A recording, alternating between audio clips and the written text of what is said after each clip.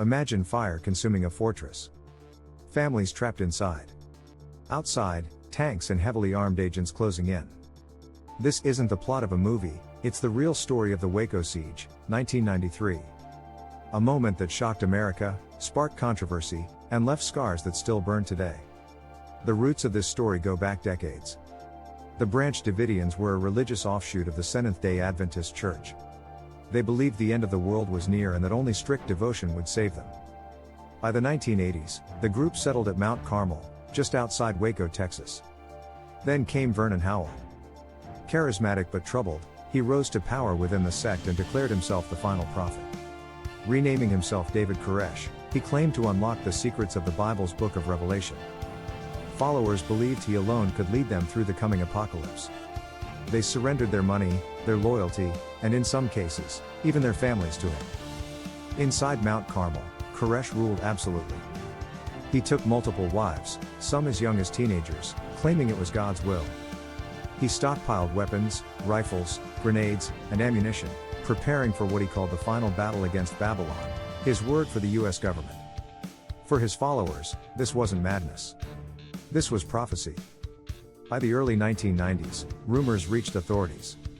Reports of child abuse, illegal arms, and dangerous teachings drew the attention of the Bureau of Alcohol, Tobacco, and Firearms. Mount Carmel was no longer seen as a church, but as a fortress.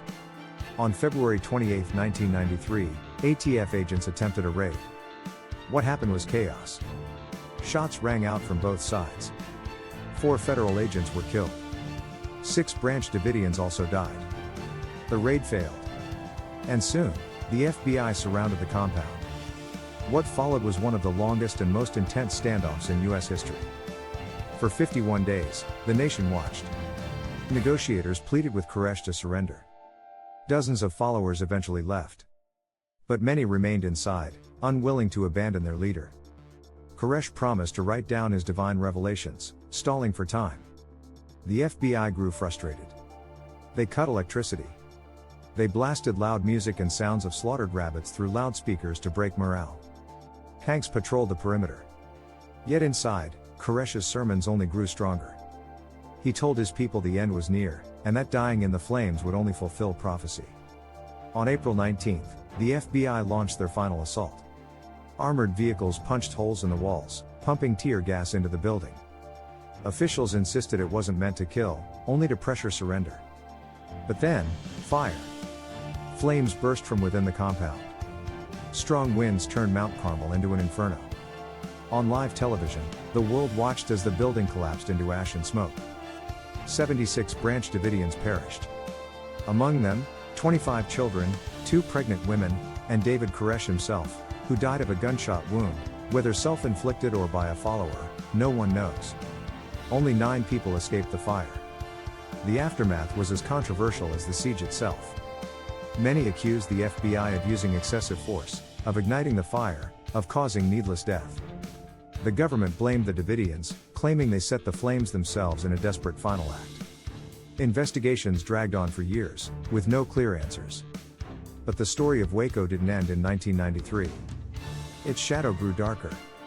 The siege became a rallying cry for anti-government groups, militias, and extremists. 2 years later, Timothy McVeigh cited Waco as his inspiration for the Oklahoma City bombing, which killed 168 people. Waco had become more than a tragedy. It was now a symbol of mistrust, of government power, and of the danger of blind faith. Even today, Waco remains a question mark in American history. Was it a failure of leadership? A government overreach? Or the inevitable result of fanaticism colliding with force? What is certain is this: Waco was more than a siege. It was a turning point. A story where prophecy met power, and fire consumed them both.